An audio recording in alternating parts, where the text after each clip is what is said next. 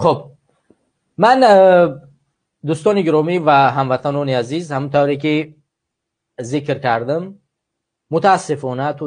توجیکو در ترورهای بین المللی واقعا دستی زیاد دارند و چند ساله اخیر، مخصوصا طولی 10 ساله اخیر بعد از سال 2012 نکنه 12 سال می شود، یکی از ننگین ترین حالت ها در تاریخ توجیکستان رخ می‌دهد. این ترور در ایران، ترور در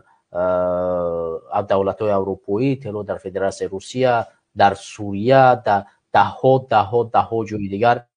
فقط توجیک ترور میکنه. توجیک ترور، اسم توجیک متهم به اون، توجیک متهم به اون. این چون واقعا نگران کننده است. باید ما سبب های اصلی همین را پیدا کنیم، ریشه‌اش را پیدا کنیم که چرا توجیک اومد به این زد، چرا توجیکستانی اومد به این زد که امروز ما توجیکستانی ها دست به چنین حالت ها میزنیم. در وطن خودمون